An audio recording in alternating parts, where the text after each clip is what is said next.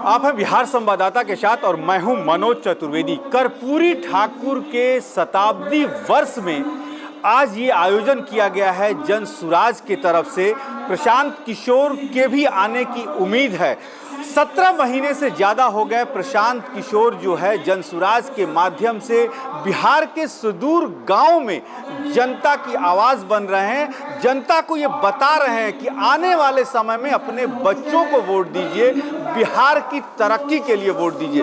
हमारे साथ सच्चिदानंद राय हैं, बिहार विधान परिषद के सदस्य हैं और जनसुराज की भागीदारी में अहम भूमिका इनकी है। तमाम इंटरव्यू हमने दिखाया है आपको सच्चिदानंद राय का।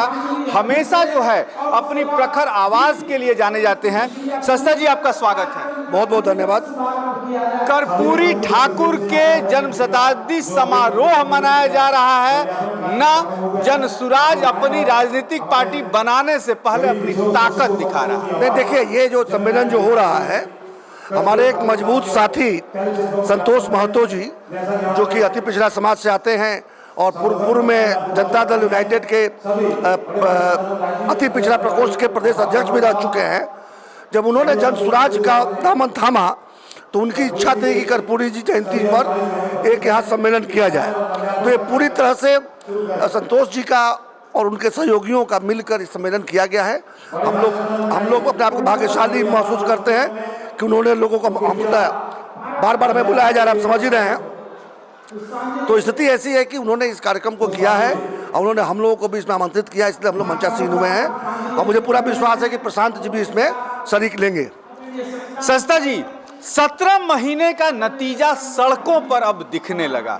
क्या फिर वही सवाल मैं आपसे दोहराऊंगा, 24 और 25 में चुनाव लड़ना है या नहीं? 25 में जरूर लड़ना है। 24 के बारे में अभी तक हम लोगों ने निर्णय नहीं लिया है। अलग अलग विचारधाराएं हैं। जैसे मेरा विचार है कि कुछ सीटों पर लड़ा जाए, प्रशांत जी भी ऐसा ही कुछ सोच रहे होंगे, लेकिन जब तक हम सब भाई मिल के बैठेंगे नहीं तब तक 24 के बारे में भी कुछ नहीं कह सकते। लेकिन 25 में जरूर चुनाव लड़ेंगे और पार्टी बनाकर लड़ेंगे, इतना मानकर चलिए। सस्ता जी, राजनीतिक गलियारों में चर्चा हो रही है, कहां से इतना पैसा आ रहा है? कहां से इतना पैसा आ रहा है? अब ये तो बाकी पार्टियों से पूछिए उनका पैसा कहां से आता है। जिस दिन उनका हिसाब हमको दे दीजिएगा, हम भी बता देंगे। चलिए, सच्चिदानंद राय जी ने बहुत बड़ी बात की कि बाकी पार्टियों से पूछिए कि उनका हिस्सा, उनका पैसा कहां से आता है।